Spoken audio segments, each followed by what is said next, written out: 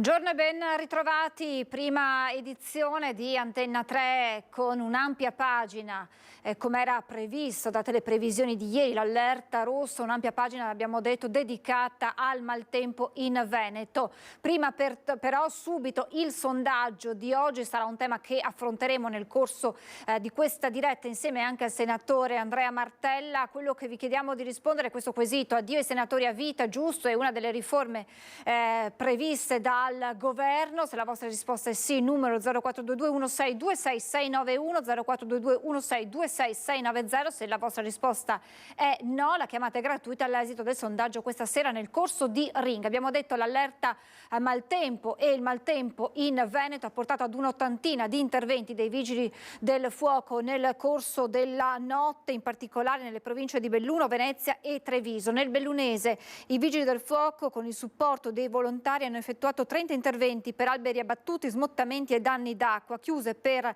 smottamenti la via Feltrina in località Carpen e la provinciale 251 in località Soffranco. La linea ferroviaria Quero-Feltre è stata chiusa dalle ferrovie al traffico. Sono in funzione gli autobus sostitutivi, è funzionale soprattutto i collegamenti per i lavoratori pendolari e per gli studenti. In provincia di Treviso 21 interventi per la rimozione di alberi e rami pericolanti nella zona di Treviso, Silea e Roncade, ma anche per allagamenti e tetti scoperchiati. Sono 17 invece gli interventi legati al maltempo effettuati nel veneziano per alberi pericolanti e danni d'acqua. Nel corso di questa prima parte andremo a toccare tutte le province maggiormente colpite. Iniziamo dalla Marca trevigiana con il nostro Cristian Arboit in diretta insieme al sindaco Soldan di Pieve di Soligo. Com'è la situazione, Cristian? E facciamo anche un po' il punto del maltempo nella Marca trevigiana. Buongiorno Francesca, anche da parte di Francesca Pezzo che sta curando la parte tecnica. Ci troviamo in via Calsanta a Pieve di Soligo con il sindaco Stefano Soldan. Fra poco parleremo di quello che è successo a Pieve di Soligo questa notte.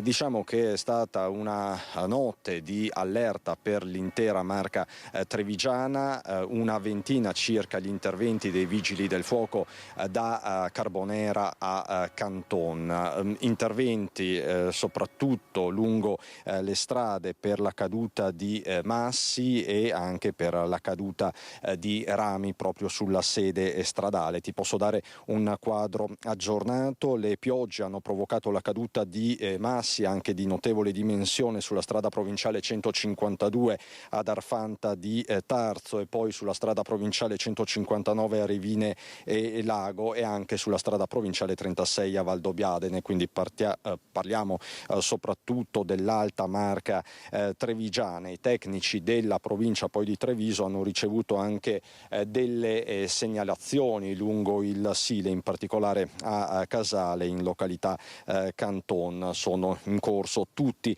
i rilievi del caso. A Carbonera in particolare, ma so che ci sarà un contributo più avanti, c'è stato il distacco totale della copertura di un capannone agricolo di 300 metri quadrati per quella che sembra essere stata una vera e propria mini tromba d'aria. Rimozione di alberi e rami pericolanti anche nella zona di Treviso, Silea e Roncade. Ci troviamo però a Pieve di Soligo, dove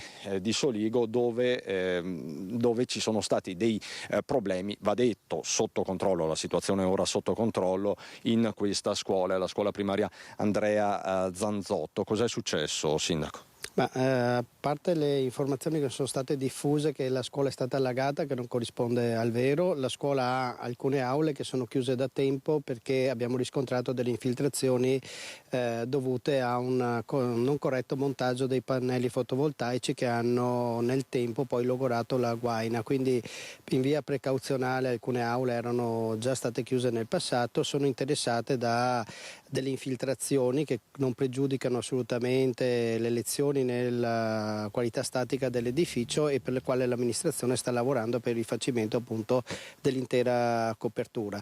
Certo l'allarme rosso di ieri ci ha fatto preoccupare direi tutti, come avete sentito nel territorio ci sono stati disagi, però è stata una notte che tutto sommato non ha portato grandi interventi, una necessità di grandi interventi, anche se avevamo aperto il COC, avevamo la presenza della Protezione Civile, che ringrazio sempre per essere puntualmente intervenuta in tutte le circostanze. Quindi c'è stato solo un parziale, diciamo così, allagamento della palestra, ma tutto è stato risolto, mi pare di capire. Sì, abbiamo questa piccola infiltrazione che verrà risolta in via definitiva appunto con il rifacimento della copertura, del manto di copertura di impermeabilizzazione.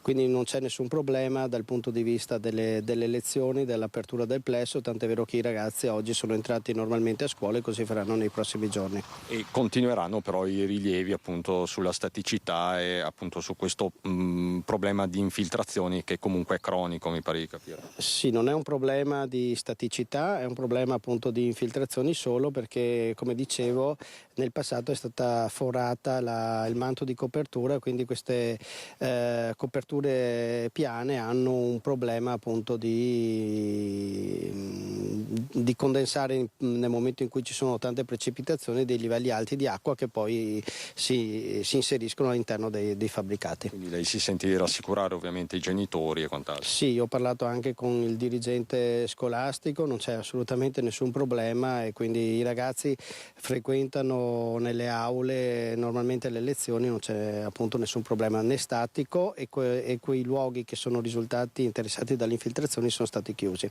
Grazie Sindaco Stefano Soldan. Con Francesca Pezzo continueremo il nostro viaggio nella Marca, fra poco saremo a Ponte della Priula e poi a Ponte di Piave, perché di fatto sorvegliato speciale è per l'appunto il Piave, si attende la piena nel primo pomeriggio. I centri operativi comunali lungo l'asta del Piave sono ovviamente in attesa di capire che cosa accadrà. Sono ovviamente minuti importanti e vi aggiorneremo in diretta sull'evoluzione di questa situazione. Da via Calsanta a Pieve di Soligo, Francesca, è davvero tutto, a te la linea. Grazie Cristian, grazie Francesca Pezzo, grazie naturalmente al sindaco Soldan. Poi torneremo a collegarci nel corso di questa diretta con Cristiana Arboit, che come ha spiegato andrà a vedere qual è la situazione del Piave in diversi punti della provincia. Restiamo però nella Marca trevigiana, ne ha fatto accenno prima Cristian di quel tetto scoperchiato in un'azienda agricola di Carbonera. Edi Caliman ha raggiunto poco fa proprio il titolare dell'azienda, che ha visto scoperchiato il tetto di 200 metri quadrati da una mini tromba d'aria ieri sera. Ieri sera verso le 11:40 c'è stata questa forte, non so se definire tromba d'aria o cosa, e in 1 minuto e mezzo è successo che ha scoperchiato il tetto del ricovero attrezzi, una parte della stalla e alcuni ricoveri in lamiera agricoli, insomma, che vanno per i campi. Siete accorti subito? Un gran rumore, cosa avete sentito? Tempo 1 minuto abbiamo sentito il vento urlare e poi il rumore, il boato, gli animali impauriti e questo è una parte che stiamo tentando di pulire il prima possibile, perché abbiamo problemi anche nell'evacuare il latte per portarlo a caseificio e così. Sì, dobbiamo dare continuità alla vita dell'allevamento, ecco. E danni sapete già contarli? No, non mi sbilancio, tanti, perché sono tanti macchinari lesionati, tantissimi, e si va avanti. Era un tetto che copriva quanti metri quadrati di magazzino? Più o meno 200 metri quadrati, era stato rifatto 5 anni fa, avevamo sostituito l'amianto con il monopanel e così. Quindi diciamo che non c'è nessun pericolo anche in termini di polveri sottili, eccetera? No. Speriamo invece che il tempo e il meteo ci lasci lavorare, che non inizi a piovere. E adesso il mio pensiero sono anche il mais e le derrate alimentari agli animali che erano stoccate, che non prendono la pioggia, non possano alterarsi, insomma. Al di là del tetto avete danni anche a macchinari, gli animali stanno bene, cosa ci puoi dire? Gli animali non hanno avuto problemi, macchinari parecchi, ci sono parecchi che, insomma, già dal video si vede.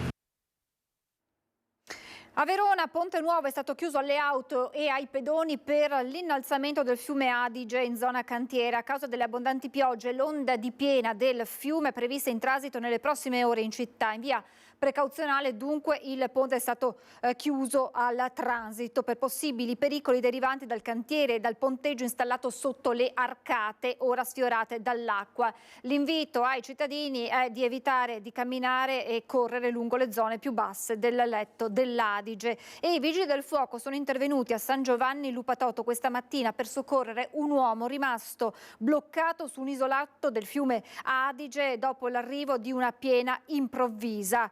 L'uomo è stato recuperato con il verricello e portato in salvo. Se non sbaglio dovremmo essere ora in grado di vedere com'è la situazione nella provincia maggiormente colpita dall'ondata di maltempo, il Bellunese.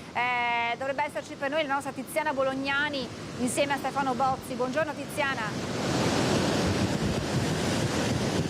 Sì, buongiorno Francesca, buongiorno con Stefano Bozzi, siamo sul traverso allo sbarramento della diga di Busche, le immagini che vi stanno arrivando credo siano eloquenti, vi stanno mostrando la portata del fiume Piave che qui passa sotto questo ponte, poi si allarga alla nostra destra e inizia a percorrere lungo il suo letto la strada verso la pianura. Il Piave, così come natura impone, si sta riprendendo i suoi spazi, tutto il letto è colmo di acqua impetuosa, acqua però anche vedo qualche ramo, e mi piace dire qualche perché rispetto a 5 anni fa, lo ricorderete, quando la situazione era decisamente peggiore, più complicata,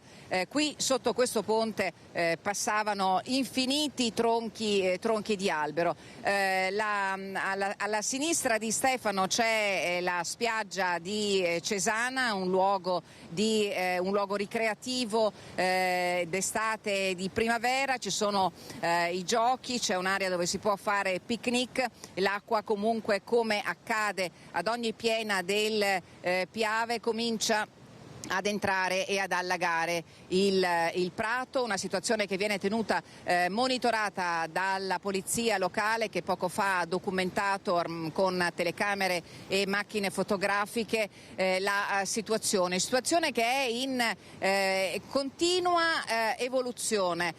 Poco fa lungo la vallata che porta da Feltre a Quero si poteva notare un muro d'acqua che in questo momento si è diradato e l'acqua invece, la pioggia, sta colpendo di nuovo la vallata bellunese, quindi verso il capoluogo. Stefano ve lo può fare vedere agilmente, lì in fondo dove Stefano sta inquadrando con la telecamera c'è Belluno e non riusciamo più a vedere il Visentin e il Nevegal che è diciamo un punto di osservazione importante per capire anche qual è l'evoluzione del meteo che si sta cambiando di ora in ora, l'allerta resta fissa e stabile, quindi non è ancora stata revocata, allerta rossa perlomeno fino alla mezzanotte di oggi, con qualche strascico anche domani, e diciamo che i danni che questo maltempo, che questa ondata di maltempo ha portato alla provincia di Belluno sono importanti, soprattutto in relazione al rischio idrogeologico. Le frane ieri sera, smottamenti sulla 251 della Val di Zoldo a Soffranco, prontamente risolti dal personale di Veneto Strade. La strada comunque è transitabile a senso unico alternato, è stata chiusa nella nottata e fino alle 10 di questa mattina la 348 Feltrina da Feltre a Quero per una frana e smottamenti che hanno causato l'interruzione della linea ferroviaria fra Feltre e Quero, e il personale di RFI ha iniziato a fare le dovute verifiche. Per i pendolari e per gli studenti, per i lavoratori sono stati predisposti i pullman sostitutivi e la situazione tale rimarrà fino a quando non sarà dichiarato la fine di questo momento di emergenza. Danni da acqua e da smottamenti anche a Feltre e diciamo così a macchia di leopardo in tutta la provincia, dove è piovuto veramente tanto, con precipitazioni consistenti in Alpago, in Cansiglio e nella zona di Valpore. La zona maggiormente battuta dall'acqua, per l'appunto la vallata feltrina, la zona di Feltre, la zona di San Gregorio nelle Alpi, Cesio Maggiore, per l'appunto Lentiai. Ieri in via precauzionale è stata chiusa la provinciale numero 2 della Valle del Mis e ancora non è stata riaperta, e la provinciale 33 di Sauris nell'intero tratto bellunese. Non ci sono fortunatamente situazioni in questo momento di grande allerta in provincia di Belluno, ma il Piave resta, come ti dicevo in apertura, osservato speciale, perché da questo luogo di osservazione si può capire cosa accadrà di qui a poco in pianura, perché questa mattina devo dirvi che il Piave a Segusino ha registrato il colmo con portate massime alla seconda soglia di allerta di emergenza. La temperatura è elevata per il periodo e infatti poco fa abbiamo sentito dei tuoni, e quindi c'è un temporale in questo momento in corso verso la zona di Lentiai e quindi sulla sinistra Piave. Francesca, se non hai domande io ti restituisco la linea e aspettiamo l'evolversi delle condizioni meteorologiche. Alle 13 il nuovo bollettino dell'ARPAV di Arabba, che ci saprà dire con matematica certezza che cosa ci aspetta da qui alle prossime ore. Grazie Tiziana, naturalmente pronta a richiederci la linea in qualsiasi momento per ulteriori aggiornamenti. Grazie a Tiziana Bolognani e Stefano Bozzi. Andiamo nel veneziano, tra pochissimo ci collegheremo con Ilaria Marchiori per vedere la situazione sulle spiagge a Bibione, in particolar modo letteralmente spazzata via la spiaggia. A Venezia, grazie al Mose, è stata risparmiata da un'acqua alta eccezionale che alle 23:05 ha toccato una massima di 1,54 m misurati alla diga sud del Lido. Per la città sarebbe stato un colpo tremendo, ma l'alzata delle paratoie del sistema idraulico alle 3 bocche di porta ha tenuto fuori della laguna l'onda di marea, mantenendo nel bacino interno un livello di 75 cm. Il centro storico in sostanza è rimasto all'asciutto. Il fenomeno, a causa dell'aumento in serata del vento di scirocco, ha superato anche le previsioni del centro maree, che aveva stimato una massima di 135-140 cm. E questa mattina nuovo punto di acqua alta con 133 centimetri. Ci spostiamo nel Vicentino sempre per parlare di maltempo, perché Pianezza e Marostica sono a rischio allagamenti, canali intasati dalle ramaglie. Il punto lo facciamo insieme a Alex Giuliano.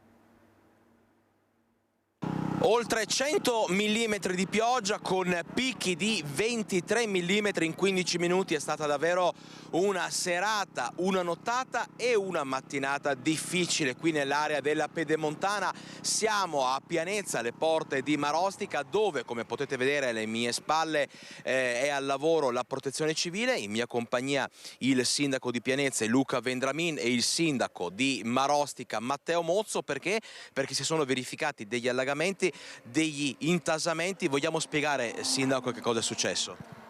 In maniera molto semplice abbiamo scoperto, grazie al consorzio eccetera, che il cambio di dimensioni dei tubi che ci sono nei vari passaggi ha creato ostruzioni con delle ramaglie sotto dei piazzali.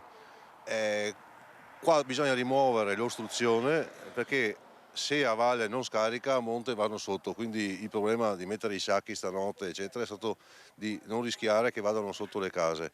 Stanno lavorando il Consorzio di Bonifica e Protezione Civile in questo momento per asciugare completamente il canale e cercare di togliere questo tappo tra lo scatolare da 2,40 e il tubo da 100 che c'è, quindi bisogna anche intervenire in quel modo. Quindi avete capito, si è formato un tappo che ha rischiato di mandare sott'acqua. Se la pioggia non si fosse fermata questa mattina, Sindaco, sarebbero stati problemi per Marostica, per Pianezze.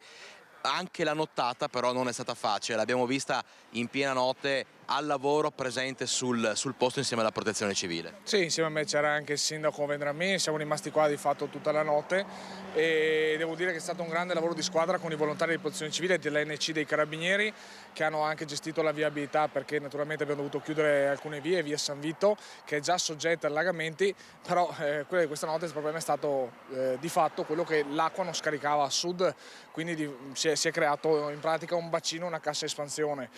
Non penso che la situazione forse sarebbe peggiorata a Marostica più di quanto abbiamo visto, perché siamo leggermente più alti. Il problema sicuramente si sarebbe verificato dopo il ponte della provinciale, perché l'area della zona industriale di Pianezza è leggermente più bassa e già eravamo al limite, infatti con la Protezione Civile sono stati portati numerosi sacchi proprio per aiutare i residenti a chiudere le bocche da lupo in modo preventivo. Poi per fortuna ha smesso di piovere intorno all'1 circa e oltre alla pompa del Consorzio di Bonifica Brenta abbiamo chiamato anche i vigili del fuoco di Vicenza che sono arrivati in modo tempestivo, sono sempre da ringraziare anche loro perché ci aiutano sempre quando abbiamo dei problemi, e con un'idrovora molto più grande hanno cominciato a far calare la canalizzazione e allentare la pressione sulla roggia marosticana che di fatto si divide in due e poi va in 3 comuni, Marostica, Pianezza e Colceresa. Ecco, facciamo anche un piccolo bilancio di questa mattinata, di questa giornata nell'area di Bassano e dintorni. L'idrometro di Cabarzizza ha fatto segnare comunque quasi 3 metri di altezza per quello che riguarda il Brenta. Brenta quindi cresciuto di 2 metri nelle ultime 12 ore. Adesso la situazione sta gradualmente tornando alla normalità, le aree golenali sono state a tratti comunque completamente invase dalle acque. Bassano città invece ha riscontrato i soliti problemi con le caditoie, con diverse aree, quartieri dove insomma garage e interrati si sono allagati. Qualche problema anche a Romano de Zelino. Comunque diciamo che il meteo per il momento ha concesso una tregua e questo insomma fa ben sperare. La provincia di Trento, d'accordo con la regione Veneto, ha deciso di aprire la galleria Adige Garda per evitare ulteriori danni alla città di Verona. Questo è l'ultimissimo aggiornamento e adesso ci spostiamo a Bibbione con la nostra Ilaria Marchiori insieme a Sandro Ponchio. Una spiaggia sferzata dal vento, una spiaggia spazzata via dal maltempo. Buongiorno Ilaria. Sì, buongiorno Francesca, buongiorno ai nostri telespettatori. Spero che riusciate a sentirmi perché il vento qui a Bibbione è davvero fortissimo, quasi ci sposta, è difficile mantenere proprio l'equilibrio soprattutto se ci si posiziona in determinati punti. Come vedete questa è la situazione a Bibbione, anche qui come hanno detto i miei colleghi dalle altre zone colpite dal maltempo sembra che la situazione si stia sistemando, stia migliorando, è anche da poco spuntato il sole, per cui questo dovrebbe far ben sperare, però lo vedete il mare è molto molto agitato. E poi vi voglio far vedere queste immagini spettacolari con cui questa mattina si è risvegliato questa parte di spiaggia, soprattutto la parte est di Bibbione, con l'acqua che è arrivata proprio fino a qui.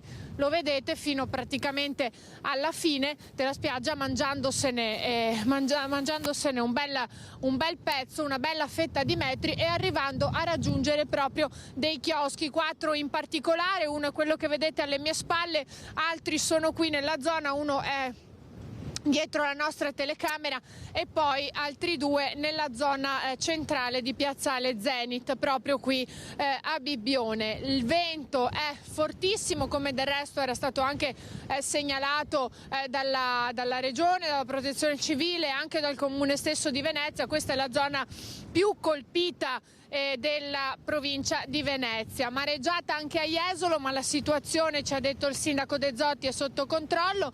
E poi soprattutto massima attenzione per quello che è il livello del Piave, quindi nella zona del San Donatese. Ecco, come vedete ci sono delle fortissime raffiche di vento che vanno a momenti, alcune sono veramente potenti, e questo è il risultato che vedete, perché il vento sta proprio anche spostando l'acqua. Addirittura, se riusciamo con l'aiuto della telecamera di Sandro Ponchio, vediamo anche che c'è qualcuno che sta facendo kitesurf. Ha pensato bene di concedersi, di approfittare di questo tempo, di questo vento, soprattutto per dedicarsi allo sport. Potrebbe anche essere pericoloso, eventualmente saranno poi le forze dell'ordine a venire in caso ad effettuare dei controlli, ma insomma se hanno deciso di mettersi lì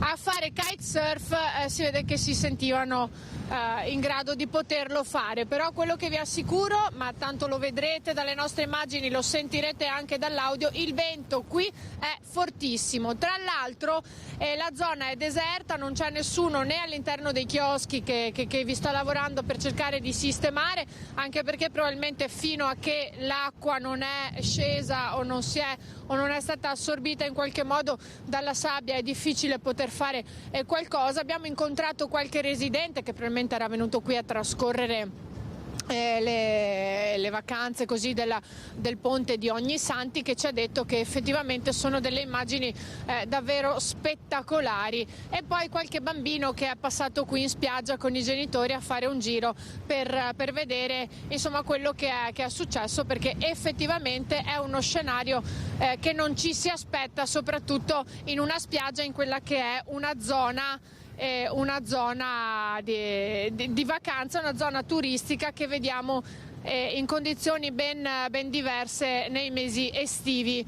Ecco, questa è dunque la situazione. Ovviamente mi preme anche dire che questo fortissimo vento e questo scenario dell'acqua che sembra proprio, anche se si trova qui, ma sembra proprio trovarsi travolta dalle onde, ci riporta con la mente a quella notte, ai giorni seguenti del 12 novembre del 2019, quando Venezia è stata colpita dalla potentissima acqua alta, con tutto poi quello che ne consegue. Tra poco infatti ricorrerà anche l'anniversario, per cui ricordiamo anche quello che è successo appunto a novembre 2019, e fortunatamente ora grazie al Mose, che tra l'altro in questi giorni si sta sollevando parecchie volte, Venezia può stare all'asciutto.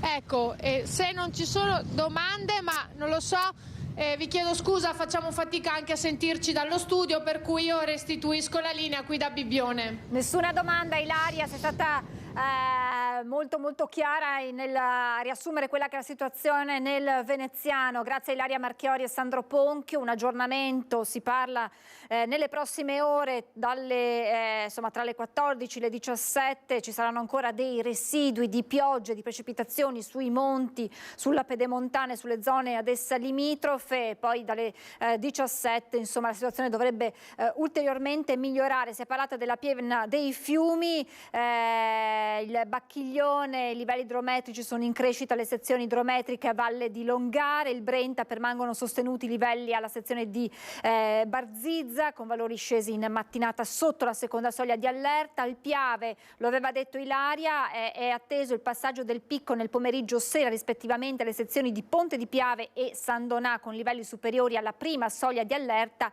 Il colmo di piena è transitato in mattinata nella sezione di Nervesa. Livenza, il colmo di piena dell'Ivenza sta entrando adesso in territorio veneto con valori superiori alla prima soglia di allertamento. Insomma, in questo momento sono due i fronti attenzionati, il forte vento, lo avete visto sulla spiaggia di Bibbione, ma che interessa anche altre zone della provincia, e la piena dei fiumi che si stanno monitorando con grande attenzione. Lasciamo per un attimo il maltempo, anche se torneremo poi a fare ulteriori punti della situazione con i nostri colleghi, i nostri collegamenti. Veniamo alla cronaca con l'incidente che è costato la vita al campione di ciclismo Davide Rebellin, il camionista tedesco che, ricordate, aveva travolto il grande campione di ciclismo per poi allontanarsi, ha chiesto di patteggiare 3 anni. I familiari di Rebellin ribadiscono tutte le loro contrarietà anche a fronte della recidività del camionista, che era già fuggito un'altra volta dopo aver provocato un incidente nel 2001 sempre in Italia, ma questa volta in Puglia. Vigili del fuoco al lavoro non solo per il maltempo, ma a Vittorio Veneto anche per l'incendio che ha coinvolto il tetto in lamiera di un'abitazione in via Isonzo. Nessuna persona è rimasta fortunatamente coinvolta, danni invece ai pannelli fotovoltaici installati sul tetto. Impegnati per spegnere le fiamme più di 20 operatori del comando di Treviso con 3 autopompe, 2 autobotti e 2 autoscale, di cui una in rinforzo dal comando di Pordenone. Naturalmente allo spegnimento delle fiamme sono seguite le operazioni di bonifica e messa in sicurezza della struttura. Noi adesso ci fermiamo per la pubblicità e poi torneremo con nuovi temi da affrontare, su cui riflettere, e poi nuovi aggiornamenti di cronaca tra poco. Siamo tornati in diretta subito a Vicenza con il nostro Daniele Garbin per vedere qual è la situazione anche lì sul fronte maltempo con il Bacchiglione attenzionato speciale. Buongiorno Daniele, buongiorno al tuo ospite, all'assessore. Sì, Francesca, grazie, buongiorno a te, buongiorno ai telespettatori. Sì, con me c'è l'assessore alla protezione civile Matteo Tusetto. Sì, buongiorno direttore, buongiorno a tutti. Ecco, in questo momento è stata passata una notte, insomma, assessore, d'apprensione. Qui il fiume Bacchiglione ha proprio sorpreso, era quello che era attenzionato speciale, soprattutto perché era un livello, insomma, è aumentato velocemente. Ricordiamo che qui siamo a Villa Tacchi, siamo nel posto dove era stato preannunciato già un incontro con la giunta e i cittadini solo un'ora fa, però vista la situazione proprio d'allarme che ha destato il maltempo è stato fatto anche un punto. Ecco, l'assessore ha ricordato che il COC è stato attivato nella notte, il Bacchiglione ha avuto la caratteristica di aver innalzato i livelli proprio di 3 metri nel giro di poco tempo. Questo ha spaventato di più. Sì, quello che appunto è stata una notte difficile, a tratti anche preoccupante. Ieri sera il Bacchiglione era a 0,84 centimetri fino ad arrivare alle 3,5 di questa notte a 4,41 metri. Poi da allora ha continuato a scendere e sta continuando ancora a scendere. Quindi la situazione ora è sotto controllo. Il problema principale appunto è stato questa notte. Adesso stiamo tenendo ovviamente monitorata tutta la questione, abbiamo il COC sempre aperto, rimarrà aperto fino a domani.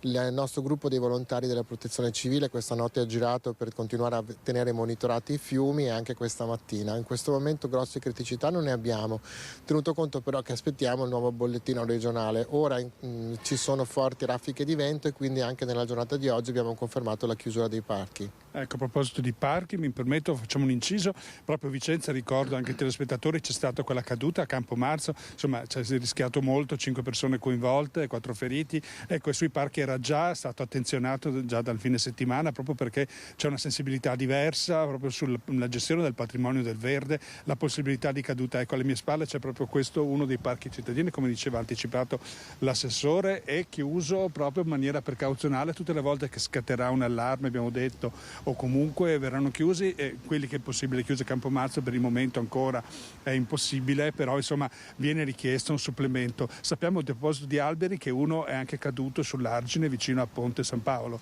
Sì, questa mattina ci è stata fatta una segnalazione dove siamo intervenuti subito, MCPS ha già fatto un sopralluogo, un albero è caduto in centro storico ma sul letto del fiume e quindi nei prossimi giorni verrà portato via.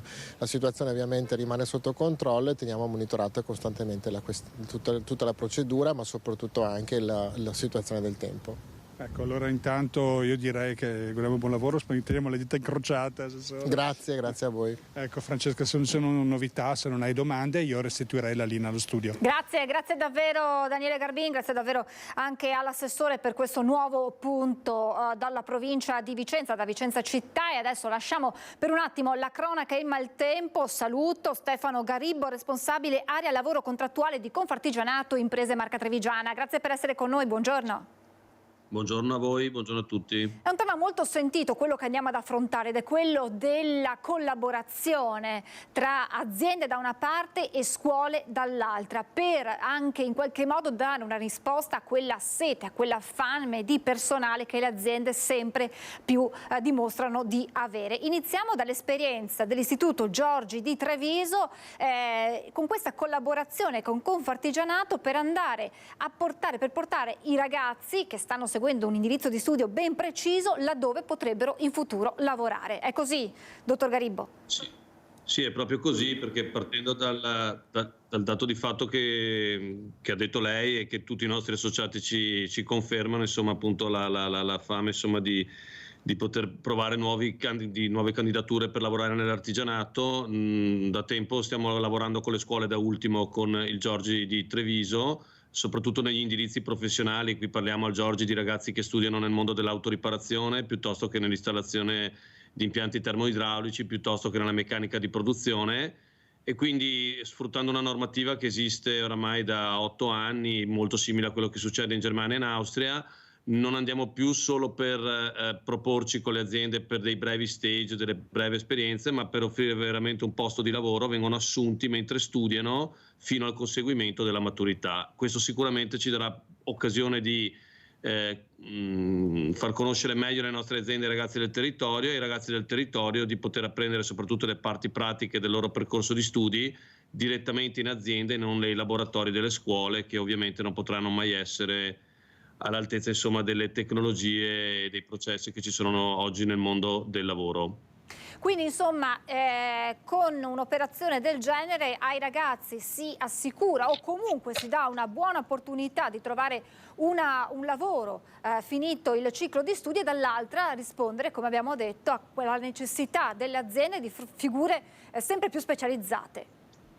Sì, assolutamente, perché quella specializzazione che ricerchiamo di fatto viene costruita a fianco ai nostri imprenditori che sono maestri di questi mestieri, o difficilmente si acquisisce se non sottraendola magari anche ad altre imprese nel mercato del lavoro. Quindi l'importante è che quei ragazzi, per ora secondo noi ancora troppo pochi, che si iscrivono a scuole agli IPSIA come sono il Giorgi qui a Treviso, ma tanti altri, ce ne sono a Oderzo, Vittorio Veneto, Conegliano, Castelfranco, Vittorio Veneto e tutta la nostra provincia. Queste scuole cubano solo il 18% dei ragazzi iscritti dopo le medie alle superiori, quindi noi vogliamo con questo progetto consentire a loro un'esperienza formativa di altissimo livello. Le aziende li assumono proprio perché diventano dipendenti proprio a 17 anni in quarta superiore, e faranno la quarta e la quinta superiore come dipendenti e studenti di questi istituti, e questo consente a nostro avviso ovviamente di poter insegnare a loro con più tempo le specializzazioni che ricerchiamo, e per i ragazzi è un'opportunità perché poi ovviamente presa la maturità potranno fermarsi in quell'azienda dove sono già dipendenti e verranno definitivamente stabilizzati, oppure potranno, come già ci è capitato di registrare, continuare a studiare ma forti di un'esperienza formativa e anche personale, perché si sta a fianco ad adulti e ragazzi non della stessa età per questi 2 anni fino alla maturità. Quindi è maggiore la richiesta da parte delle aziende rispetto a quella che è l'offerta che arriva dalle scuole, perché sono ancora troppo pochi, lei diceva, i ragazzi. Questo significa che i ragazzi che scelgono un determinato indirizzo scolastico hanno una buona possibilità, se c'è la competenza, se c'è la preparazione, se c'è anche la buona volontà di trovare poi in futuro un lavoro, perché i posti di lavoro ci sono. No, assolutamente, questo mismatch, come lo chiamano magari, è assolutamente verificato. I numeri sono, cioè per ogni ragazzo che mediamente studia per questo tipo di percorsi, poi ovviamente questo progetto lavora tanto sulla vicinanza della sede della ditta dove vive il ragazzo, quindi noi magari abbiamo potenzialmente anche 4 ditte per ogni ragazzo, poi dipende da dove il ragazzo sta, in quel comune sta, noi siamo vincolati al comune dove vive il ragazzo che non ha magari la patente ancora, a cercare le aziende, ma diciamo se non avessimo il vincolo del comune sicuramente per ogni ragazzo che studia questi percorsi avremo mediamente un po' di richiesta. E noi abbiamo fatto un servizio l'altro giorno di quella pizzeria costretta a fermarsi perché non trova personale, perché non c'è voglia, diceva il titolare, di sacrificarsi, di lavorare alla sera, di lavorare il sabato alla domenica, di lavorare i festivi, insomma di lavorare quando un locale, una pizzeria è aperta. C'è davvero così poca voglia di sacrificarsi da parte dei ragazzi, dalla vostra esperienza e dal dialogo che avete con le aziende? Ma diciamo per quanto riguarda magari anche l'osservatorio dell'artigianato è anche un po' più fortunato da questo punto di vista, perché ed è anche questo uno degli aspetti virtuosi del nostro progetto. Noi offriamo posti di lavoro dal lunedì al venerdì e insomma alle 5:30-6 noi chiudiamo le nostre attività, non abbiamo turni notturni nelle aziende artigianali.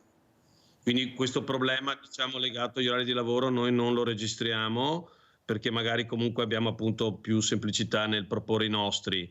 Per quanto riguarda l'atteggiamento in generale, secondo noi è un'occasione di stimoli, nel senso che i ragazzi, soprattutto in questa età molto giovane, devono essere coinvolti. Se uno, intendo dire, ha scelto quegli indirizzi, vuol dire che ha una certa propensione per quelle materie. È un peccato che se io studio l'indirizzo di autoriparazione finisca a dover trovare un lavoretto in una pizzeria, mentre magari offrendoglielo, secondo noi, nell'indirizzo dove lui ha una propensione, questo limite della loro passione non lo registriamo ancora.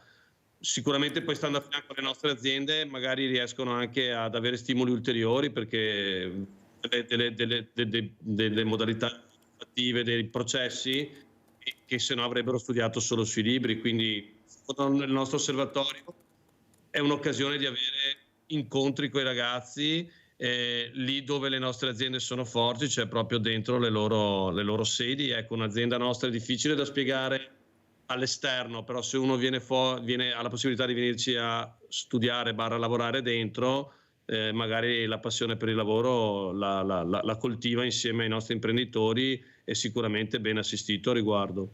Lei diceva anche se decideranno di studiare comunque un bagaglio professionale, certo, ma anche umano, perché li pone davanti a quello che è il mondo del lavoro, che è sicuramente un salto rispetto alla scuola che hanno finora frequentato.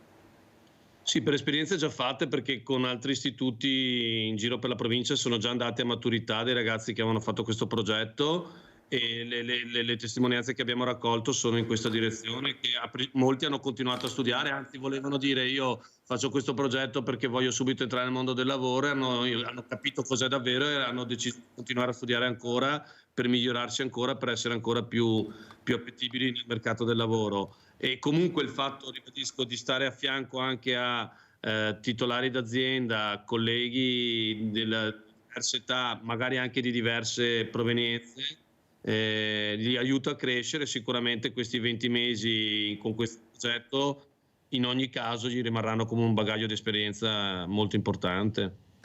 Quindi il mondo dell'artigianato è attrattivo, è ancora attrattivo per i giovani d'oggi? Ma secondo noi assolutamente sì, bisogna avere queste occasioni, perché è più difficile proporre magari le esperienze nella nostra azienda quando magari hanno fatto altri percorsi di studio, magari non con successo, e devono riconvertirsi.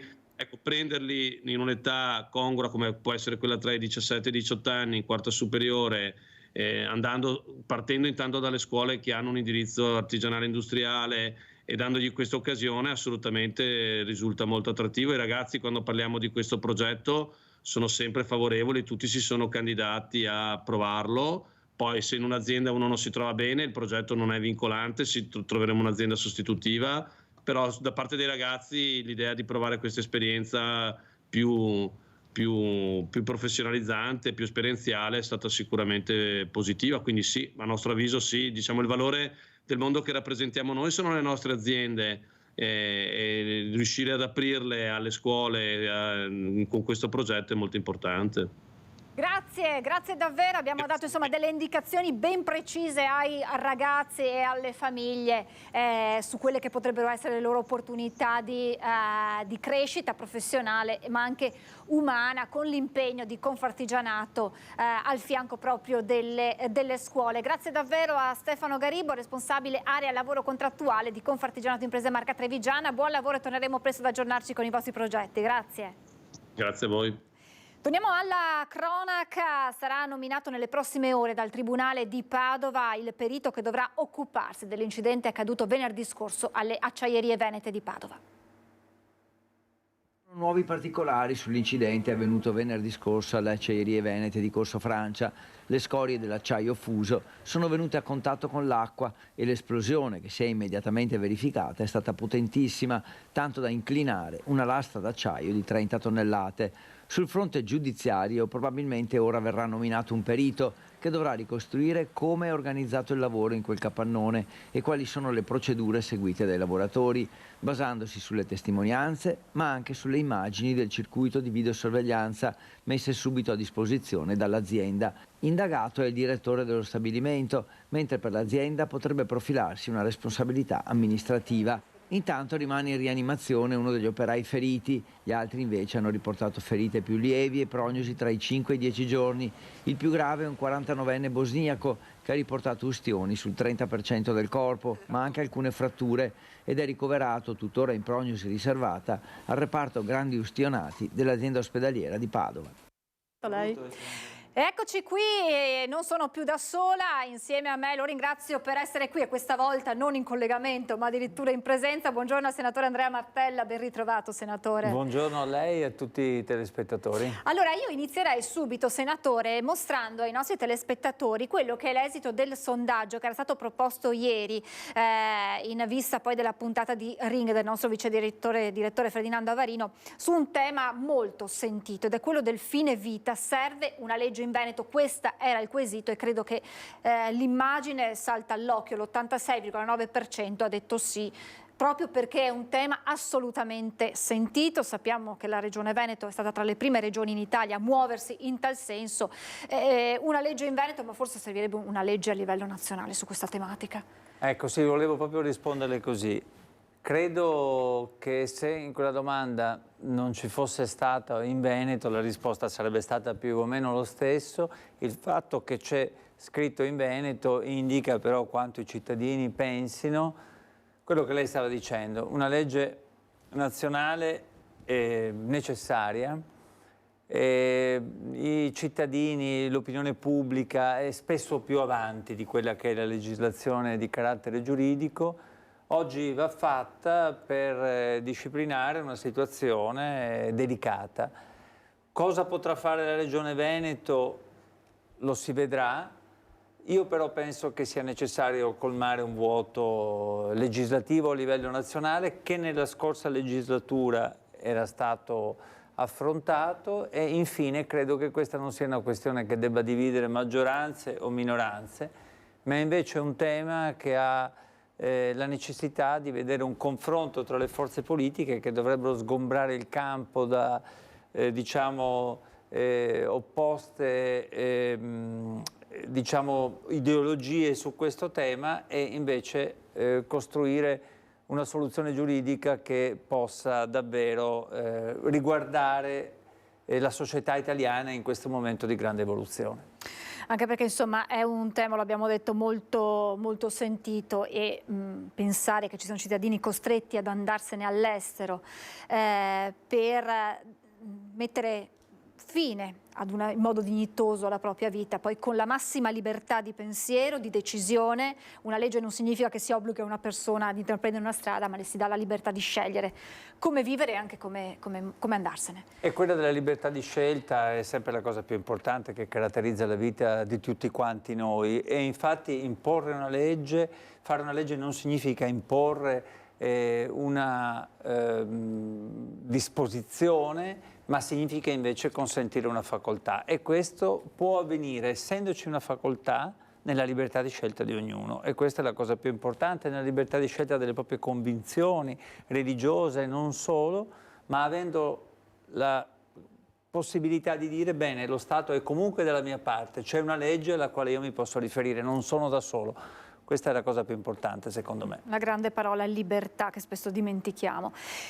Cambiamo argomento e veniamo alla notizia di ieri che riguarda il Veneto, ed è quella della Via del Mare, questa infrastruttura, un cronoprogramma di 3 anni per realizzare questo nuovo tratto autostradale di 19 km a 2 corsie per senso di marcia tra il nuovo casello di Meulo lungo la 4 e il comune di Jesolo, e questo nell'idea insomma di questo progetto è di evitare quelle code chilometriche, quelle mezze giornate trascorse in auto per raggiungere appunto il nostro litorale, tra cui Jesolo. Sono insorti i sindaci dei comuni interessati, Roncade, Monastiera, Silea, parlando di un'opera vecchia, di un impatto ambientale troppo forte, e hanno annunciato il ricorso al TAR. Sì, vedremo come evolverà la situazione, non c'è dubbio che ognuno di noi vuole accedere al litorale, alle spiagge nel modo più tranquillo possibile, nel modo più veloce possibile, e che una correzione a quella viabilità, un cambiamento è assolutamente necessario. Quello che mi pare di vedere è che però ci troviamo di fronte ad un progetto vecchio, di almeno 20 anni, che forse non è stato aggiornato dal punto di vista ambientale e dal punto di vista della sicurezza. Ci troviamo di fronte a un progetto che dopo 20 anni viene aggiudicato con l'effetto di far passare questa strada come una strada a pedaggio, e quindi con diciamo, un impatto negativo sulla vita dei cittadini, soprattutto di quei territori. Ecco, questi sono 2 aspetti che io credo andranno verificati, e del resto il fatto che i sindaci siano insorti, anche sindaci della Lega, non sindaci del Partito Democratico, dimostra che forse non c'è stato quel confronto a monte che sarebbe stato necessario proprio per verificare l'impatto ambientale, la sostenibilità economica, anche per quanto riguarda il tema dei pedaggi. E quindi staremo a vedere che cosa produrrà. Per la Pedemontana ci sono venuti tanti anni e ancora non è stata conclusa, e i costi sono molto alti, con pedaggi molto alti per i cittadini, e delle promesse non sono state mantenute. Qui vedremo cosa succederà, i costi sono inferiori, i tempi inferiori. Certo è che alla soddisfazione della Giunta nelle parole di ieri si associa in questo momento una preoccupazione che viene dal territorio. Altro tema, sabato a Belluno, manifestazione regionale in difesa della sanità pubblica. Ieri la risposta del governatore Zaia, che ha detto investiremo 437 milioni di euro negli ospedali della regione. Io non so se Zaia si sia accorto che anche nella nostra regione purtroppo i cittadini veneti si rendono conto che la sanità, pur essendo una sanità di primissimo livello, non riesce più a dare tutte le risposte che sono necessarie, perché le liste di attesa sono infinite, perché i medici sul territorio non si trovano, perché molte persone devono scegliere se curarsi oppure se non curarsi, se scelgono di curarsi magari indebitandosi per poterlo fare andando nel privato. Allora, io penso che sulla sanità serve una grande riflessione, e vedo che il governatore del Veneto risponde sempre dicendo che non ci sono grandi problemi, invece bisogna aumentare il numero dei medici, il numero degli infermieri, bisogna ridurre le liste d'attesa, è necessario evitare che ci siano gettonisti, è necessario togliere il tetto ai dipendenti, e naturalmente anche affrontare le opere edilizie di adeguamento delle strutture sanitarie e anche della tecnologia.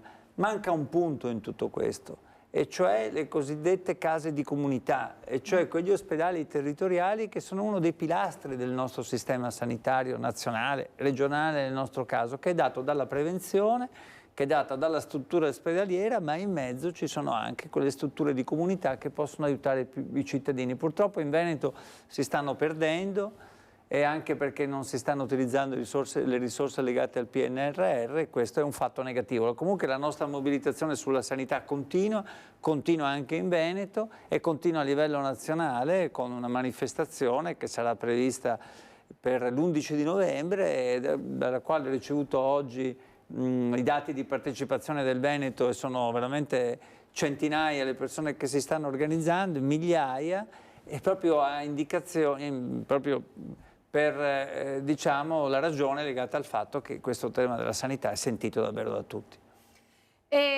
Senatore, le chiedo di pazientare 2 minuti perché vedo in collegamento per la cronaca il nostro Federico Fusetti, perché i ristoratori dei Colli Euganei sono sempre più nel mirino dei ladri, almeno una quindicina i colpi o forse qualcuno in più. Buongiorno Federico e buongiorno al tuo ospite.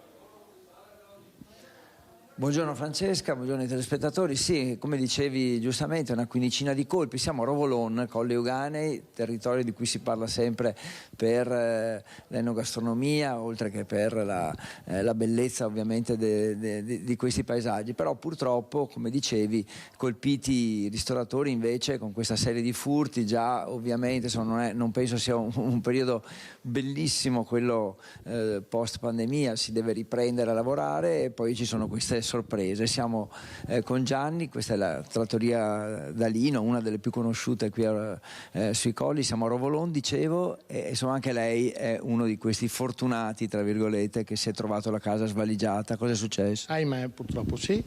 Niente, stavo lavorando una sera, un venerdì sera, 9:30, sto facendo un conto, sento la porta dell'appartamento sopra che si chiude, ma pensavo fosse un colpo di vento, no? Cosa vai a pensare? Noi lavoriamo, finiamo il nostro lavoro e a un certo punto chiudiamo. Io me ne vado a casa, mia madre va di sopra e trova la porta di accesso alla nostra casa chiusa. Perché è qui sopra l'appartamento? Esatto, chiusa da dentro. Mi chiama, io torno indietro, avevo già capito tutto, torno indietro, entro, prendo la seconda chiave, entro dalla parte dietro e praticamente abbiamo trovato il delirio, perché questi avevano rovesciato tutto, avevano buttato per aria tutto, perché ovviamente hanno avuto il tempo di farlo, si erano già creati una via di fuga perché loro sono entrati da dietro, hanno forzato un'inferriata, l'hanno aperta come una scatoletta, sono entrati, si sono garantiti la via di fuga perché chiudendo la porta d'ingresso dell'appartamento noi non avremmo più potuto, e loro hanno fatto quello che dovevano fare, hanno portato via tutto e niente, ci siamo trovati con questa bega. Il problema non è solo il fatto che hanno portato via dei beni che comunque un danno economico ingente. Certo, anche perché erano tutti di proprietà della mamma, erano tutti beni preziosi della mamma e abbiamo poi dovuto lavorare 3 giorni per sistemare, perché poi questi hanno buttato per aria tutto. Sono entrati nel sottotetto dove di solito si mettono le cose, che hanno buttato per aria tutto quello che hanno trovato, perfino le luminarie natalizie, hanno tirato fuori tutto. E stesso sistema, diciamo, anche con i suoi colleghi. Da quello che ho capito sì, qualcuno è stato meno fortunato di me perché hanno trovato la chiave della cassaforte e lì è stato un dramma. Noi invece siamo stati, tra virgolette, fortunati perché avendo avuto solo no, però insomma avendo avuto i beni della mamma, i soldi c'erano pochi perché cosa vuole, con la scusa delle carte di credito si pagano i fornitori, una cosa l'altra, per fortuna quello è stato però insomma il danno è stato ingente lo stesso. Come ci si può difendere? Questo è un problema che io non, sinceramente è meglio che non lo dica come ci si può difendere, ma d'altronde però non si può. Allarmi, telecamere. Roba che non serve a niente. E mio cugino, quello lì che è stato anche lui visitato da questi gentili signori, erano peraltro in 3 i nostri, e hanno visto le telecamere. Lui è semplicemente entrato facendo cioè lui si è appeso alla ringhiera e ha dato su come neanche il caso fosse suo, cioè sembra un atleta. È entrato, ha fatto quello che doveva fare. Gli allarmi, poi questi li pigliano, dopo 2 giorni li mollano, cioè di che cosa stiamo parlando? Cioè sta gente va presa e non mollata più, oppure fatto qualcosa, insomma non è normale che 15 colpi Tra l'altro mi parlavo ieri sera con un mio collega che anche sarebbe stato il 16° e che li hanno visti entrare, quindi li hanno fatti scappare. Però insomma, non so cosa... È meglio che non dica la ricetta, perché magari rischierei di essere frainteso. Grazie a Gianni, buon lavoro naturalmente. Francesca, ti restituisco la linea. Grazie Federico, grazie al tuo ospite, comprensibile insomma l'amarezza di questo ristoratore. Torniamo a noi con il senatore Andrea Martella. Facciamo un po' il punto della situazione sulle estrazioni in Polesine, senatore. Come sta andando avanti quella vicenda? Ma sembrerebbe che il governo sia intenzionato ad andare avanti e a procedere con le estrazioni in un luogo veramente delicato, il Polesine, che ha già pagato un prezzo alto nel passato e che rimetterebbe con queste nuove estrazioni ancora più a rischio una sua fragilità. E quindi noi ci auguriamo che questo non avvenga. In queste ore ho ricevuto telefonate da sindaci, amministratori del Polesine, esponenti anche delle categorie economiche per capire cosa stesse succedendo. E io spero che il governo non prosegua con questa decisione. Mi auguro soprattutto che dal Veneto venga una voce unanime per opporsi a questa scelta che porta pochi benefici dal punto di vista dell'estrazione e rischia di aumentare la fragilità di un territorio che ha già pagato il prezzo. Anche da parte del Veneto, da parte della Giunta, tutti gli assessori hanno detto ma siamo contrari a queste estrazioni. Mi auguro che si facciano seguire alle parole e i fatti e che sappiano, come faremmo noi, dire di no al governo e a opporsi, se il governo dovesse andare avanti, a questa scelta che non è una scelta lungimirante. Ultima doverosa domanda relativa alla riforma annunciata dal Premier Meloni, che riguarda proprio il premierato forte, quindi l'elezione diretta del Presidente del Consiglio, e dall'altra lo stop ai senatori a vita. Ma guardi, io penso che quando ci si inoltra sulla via delle riforme costituzionali si prende una via molto complicata. E quando si fanno le riforme costituzionali, in generale le riforme, bisognerebbe che queste avvenissero con un ampio consenso all'interno del Parlamento. E non mi pare che sia così. Chi in precedenza si è comportato così ha pagato un prezzo che tutti ben ci ricordiamo. Ho l'impressione che si tratti però anche da parte della maggioranza del Premier Meloni di un modo per distrarre l'opinione pubblica da quelli che sono i veri problemi che riguardano l'inflazione, gli stipendi, il caro bollette, l'impossibilità di trovare una casa e tante altre questioni che incidono sulla vita reale dei cittadini. E quindi nel merito però vedremo se andrà avanti. Si tratta di una riforma che mette non tanto in discussione la presenza dei senatori a vita, su cui si può anche prendere una scelta, diciamo, anche al passo con i tempi moderni, ma mette in discussione un organo costituzionale importantissimo, cioè il Presidente della Repubblica. Questa riforma fa venire meno il ruolo del Presidente della Repubblica. Noi ci troveremo con un Premier eletto direttamente e un Presidente della Repubblica eletto dal Parlamento. Oggi il Presidente della Repubblica è un garante, è una persona super partes, in cui si riconoscono tutti gli italiani. Stanno andando a fare la riforma davvero più sbagliata, che non verrà riconosciuta nemmeno dagli italiani, perché nella Presidenza della Repubblica, così com'è, c'è fiducia e si vuole continuare ad affidarsi. Poi non sarà un caso se questo tipo di modello di governo non esiste in nessuna parte del mondo. Esisteva in Israele fino a qualche anno fa e adesso non c'è più. Si dice si fa un modello all'italiana. Io penso che in questo caso si rischi di spaccare il paese, più che il paese di diciamo, rovinare la nostra Costituzione e di costruire un conflitto tra Parlamento e Governo, cosa che credo non sia assolutamente necessaria. Io quando vado in giro da qualsiasi parte, le persone mi dicono bene lo scontro dialettico, però poi è bene che ci si confronti e che si trovino soluzioni comuni per l'interesse generale. Ecco, mi pare che con questa scelta non stia avvenendo. Grazie davvero Grazie a voi. al senatore Andrea Martella. Noi continuiamo con la cronaca, controlli antifrode dei carburanti in provincia di Vicenza, al lavoro le fiamme gialle.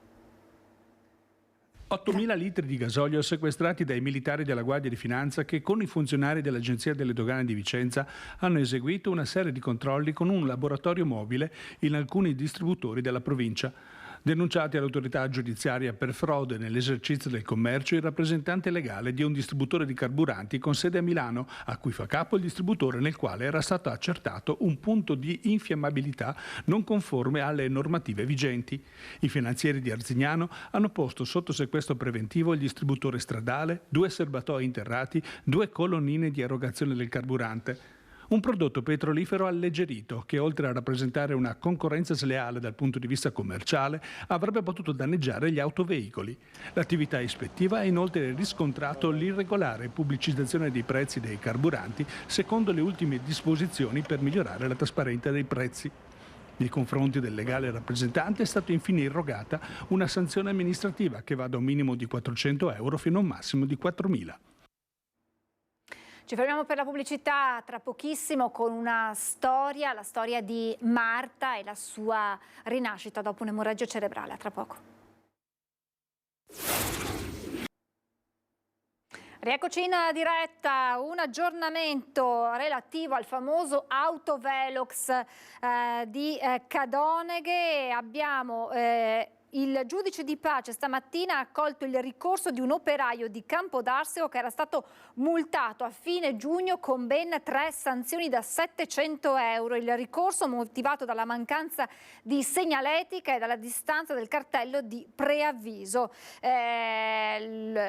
L'uomo in questione stava andando a trovare la suocera lungo una strada che quindi conosceva molto bene, ma era stato comunque sanzionato. Insomma, sono arrivate queste prime l'annullamento di queste prime 3 multe e dunque insomma va avanti la annosa vicenda dell'autovelox.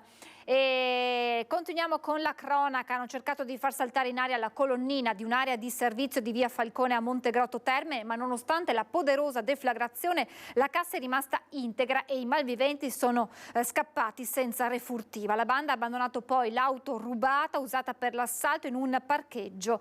I carabinieri di Abano hanno fatto scattare subito le indagini. Non si esclude possa trattarsi della stessa banda che ultimamente sta mettendo a segno diversi colpi ai danni proprio dei distributori. Scritte Novax apparse sulle vetrate della fiera di Vicenza. Ennesimo raid vandalico stanotte in cui sono state imbrattate alcune vetrate di ingresso della fiera di Vicenza, scritte in rosso sulle quali sono in corso le indagini per risalire i responsabili, che recitano slogan contro le politiche ambientaliste dell'Agenda 2030 e contro le vaccinazioni, riconducibili al movimento il cui simbolo è la W all'interno di un cerchio. Alcune delle scritte sono già state rimosse in mattinata. Solo pochi mesi fa ad essere imbrattate con sigle simili erano state le pareti esterne del nosocomio e prima ancora le sedi dei partiti di Vicenza e anche quelle dei sindacati. Ruba il portafogli dal cestino di una bicicletta, restiamo a Vicenza, e viene individuato dalla polizia grazie alle telecamere della videosorveglianza urbana. Lo hanno individuato grazie ad un frame estrapolato dalle immagini del circuito urbano di videosorveglianza che lo avevano immortalato proprio nel momento esatto in cui rubava il portafogli che una signora aveva riposto nel cestino della sua bicicletta. Grazie a questa immagine gli agenti della polizia lo hanno individuato poco dopo per le vie del centro cittadino e hanno denunciato il 34enne, cittadino italiano, pregiudicato per reati in materia di stupefacenti. Il soggetto risultava essere già destinatario delle misure di prevenzione personale dell'avviso orale e del foglio di via obbligatorio dal comune di Montecchio Maggiore, disposte dal questore della provincia di Vicenza Paolo Sartori. Al termine dell'attività di polizia giudiziaria l'uomo è stato denunciato per il reato di furto aggravato. Il conflitto in Ucraina, la guerra tra Israele e Palestina, come i media raccontano il conflitto. A Padova al BO oggi un convegno organizzato dalla FNSI e Università. 20 mesi di guerra in Europa, fra cura del vero e giustizia sociale, informazione e propaganda nell'epoca dei conflitti spesso dimenticati e della pace perduta. È il titolo del convegno organizzato nella sala dell'Archivio Antico del Bo dalla Federazione Nazionale della Stampa Italiana nell'ambito del protocollo sottoscritto con l'Università di Padova avviato nel 2018.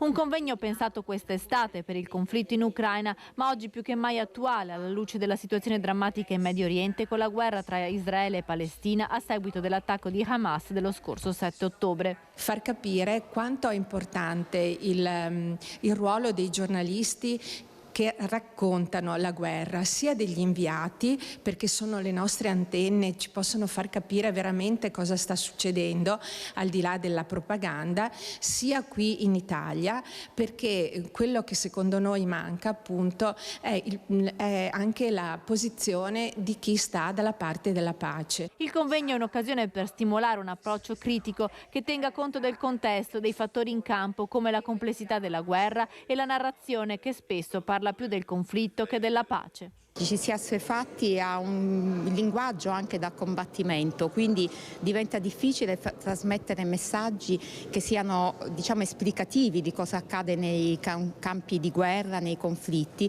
e soprattutto diventa difficile parlare di pace perché è come se si volesse procrastinare il più possibile una situazione di conflittualità fra i vari stati, fra le varie fazioni, e quindi questo è un messaggio difficile da far trasmettere, però bisogna farlo perché la pace è alla base di ogni democrazia, è alla base proprio della vita di ciascuno di noi. Vuole portare l'attenzione sulla guerra, sulla pace, perché c'è la guerra, perché non c'è la pace, come se ne parla e quindi come insieme possiamo unire le forze per provare a cambiare la narrazione e favorire l'attenzione da parte delle persone anche alle strategie, alle modalità per promuovere un mondo di pace piuttosto che mantenerci fermi intorno alla guerra.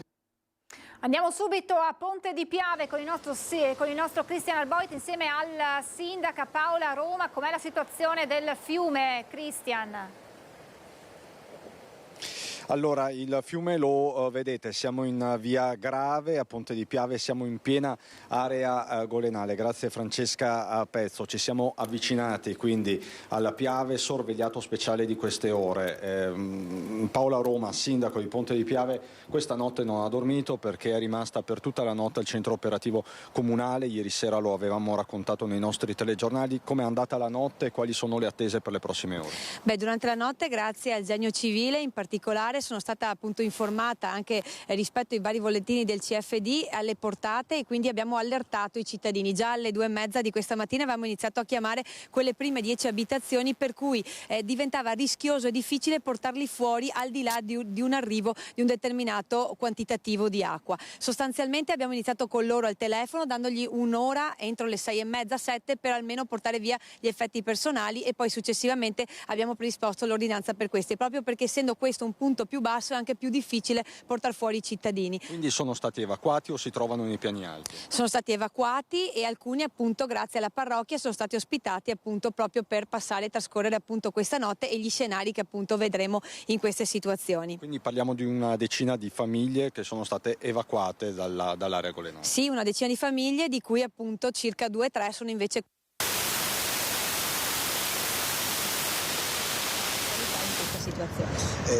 Di fatto l'ultima volta che avevate azionato il piano 4 anni fa perlomeno in questa zona o prima, sindaco? Esattamente, poi anche prima perché abbiamo avuto alcuni episodi di morbide anche nel 2014, poi ce ne sono state anche di successive, però ora questa era un po' una prova anche del 9 rispetto ovviamente anche a tutte quelle attività che sono state fatte e ovviamente anche gli interventi che grazie alla Regione del Veneto sono stati fatti anche di rinforzo arginale, di intervento di jet grouting e di rialzo proprio legate a bloccare quei fontanazzi che Vaia aveva causato durante appunto l'episodio del 2018. Allora, sindaco, io la ringrazio, sarà un pomeriggio di monitoraggio, la piena attesa per che ora? Inizialmente era per le 13:30. Sì, invece per il tardo pomeriggio verso sera, e quindi saremo appunto in attesa. I cittadini sono costantemente informati attraverso dei messaggi, anche il sito del comune, ovviamente noi siamo a disposizione al telefono. Grazie sindaco. Paola Roma. Francesca, ti restituisco la linea. Grazie davvero per questo doveroso aggiornamento, Cristian, insieme a Francesca Pezzo e alla sindaca Paola Roma. Continuiamo con la cronaca, controlli straordinari interforze durante il fine settimana nei pressi di molte scuole in alcuni edifici abbandonati di Vicenza.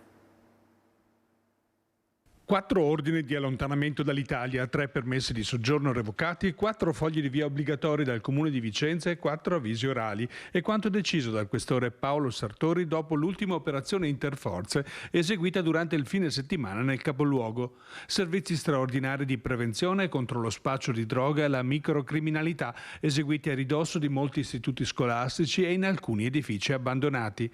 40 operatori tra Polizia Locale, Guardia di Finanza e Reparto Prevenzione e Crimine hanno istituito 5 posti di controllo sulla Riviera Berica nella zona di Ponte Alto e del Quadrilatero. Ispezionata l'area dismessa dell'ex consorzio agrario in Viale Trento e Campo Marzo. Complessivamente controllati 9 esercizi pubblici, 63 autoveicoli e 166 persone, di cui 42 pregiudicati. Un italiano di 31 anni inoltre è stato denunciato per ubriachezza molesta. Aveva segnalato al 113 di essere stato derubato del portafogli del telefono cellulare presso la stazione SVT. L'incapacità di descrivere gli oggetti sottratti agli agenti delle volanti intervenuti, assumendo invece un atteggiamento provocatorio e scorretto, ha indotto i poliziotti a sanzionare il soggetto, che presentava un evidente stato di alterazione psicofisica derivata dall'abuso di alcol. Fusione tra Sovizzo e Gambugliano in stand-by, raggiunto il quorum a Gambugliano ma non a Sovizzo. Per una manciata di voti favorevoli alla fusione sperano negli arrotondamenti. I sindaci dicono non è detta l'ultima parola, la palla passa alla regione. Referendum per la fusione tra Sovizzo e Gambugliano, che resta in stand-by. Se a Gambugliano ha votato il 56,44% degli aventi diritto, a Sovizzo il quorum non è stato raggiunto per 25 voti. Per Sovizzo purtroppo abbiamo avuto il quorum che era fissato al 30% dal 29,63%, per cui per 25 persone non abbiamo raggiunto il quorum. Per quanto riguarda invece l'esito degli scrutini, a farla da padrone sono stati i sì alla fusione. Lo spoglio ha visto prevalere nettamente i sì e quindi il 64% degli elettori ha votato a favore della fusione col Comune di Sovizzo. Ma sulla fusione non è ancora detta l'ultima parola. Ho sentito anche la Regione in merito e in merito al fatto che il nostro quorum sia molto vicino a quello che è il 30%, restano comunque dei margini di discrezionalità al Consiglio regionale. Ci auguriamo che comunque la fusione possa essere accettata anche senza il raggiungimento del quorum. Comunque adesso la palla passa alla regione. Un arsenale composto da armi da fuoco, armi bianche e munizioni non custodite con i necessari criteri di sicurezza è stato sequestrato a Breganze, siamo sempre in provincia di Vicenza, dagli agenti della polizia in collaborazione con la polizia provinciale e con l'ausilio dei vigili del fuoco. Il blitz è avvenuto nell'abitazione di 2 fratelli e ha portato al ritiro precauzionale di 132 tra fucili e carabine, 71 pistole di varie tipologie e 48 armi bianche, prevalentemente baionette risalenti alla prima e seconda guerra mondiale.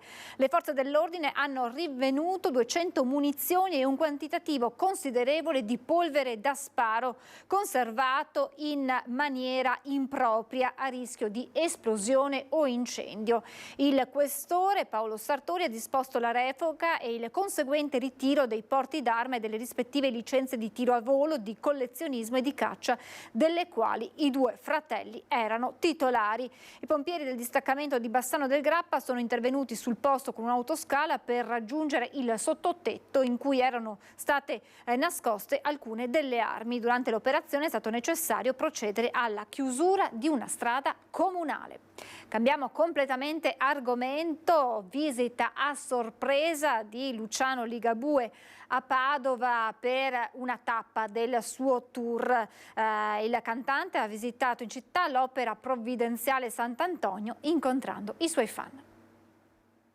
Una visita speciale che ha portato gioia e allegria. Luciano Ligabue a Padova per il suo concerto ha accettato a sorpresa l'invito del direttore dell'Opsa, l'Opera Provvidenza Sant'Antonio di Rubano, don Roberto Ravazzolo, e ha fatto visita agli ospiti della struttura con cui ha passato qualche ora sabato pomeriggio.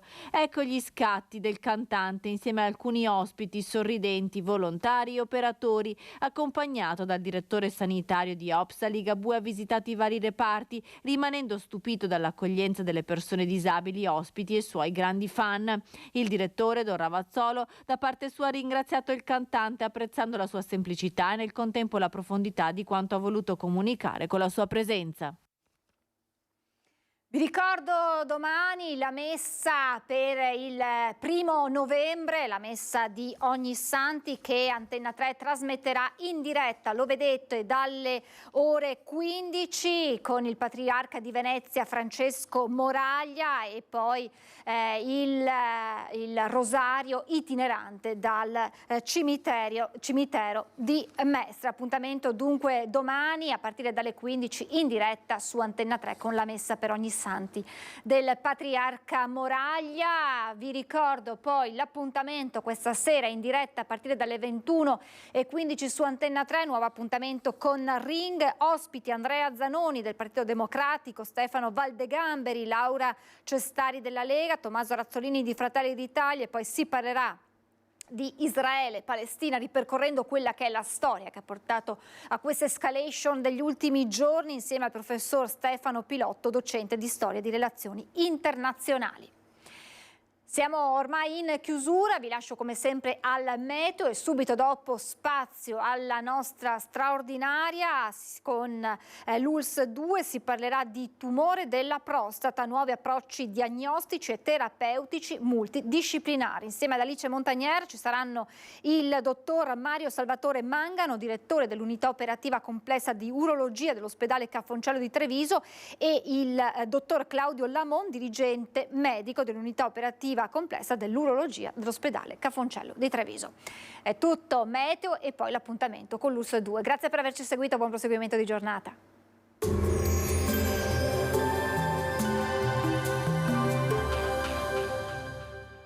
Portaci gli oggetti, i mobili, i vestiti che non usi più. Da noi, guadagni. Ex novo mercatino dell'usato. Aperto 7 giorni su 7, via Vicenza 23, Vede Lago. Benvenuti al meteo. Ponte di Ognissanti caratterizzato da un via vai di perturbazioni sul nostro territorio. Tempo instabile nella giornata di martedì 31 ottobre. Vediamo insieme i dettagli. Sul Veneto inizialmente il cielo sarà piuttosto nuvoloso, saranno poi probabili precipitazioni diffuse fino a parte della mattinata, poi in diradamento e in esaurimento entro il tardo pomeriggio sera, con qualche parentesi maggiormente soleggiata. Possibili criticità idrogeologiche, dunque prestare la massima attenzione. Temperature stazionarie o in lieve variazione, minime sui 4-12 gradi, massime tra 16 e 19 gradi all'incirca. Spostiamoci ora sul Friuli Venezia Giulia. Al mattino avremo piogge anche molto intense e abbondanti, dal pomeriggio miglioramento, alla sera più sereno. Temperature minime tra 8 e 14 gradi, massime sui 17-19 gradi. Infine diamo uno sguardo alla situazione del Trentino Alto Adige, dove sarà molto nuvoloso con rovesci quantomeno fino alle ore centrali della giornata, in seguito parziali schiarite. Temperature minime intorno ai 5 gradi, massime sui 19 all'incirca. Dal meteo di Antenna 3 è tutto, grazie per l'attenzione, arrivederci.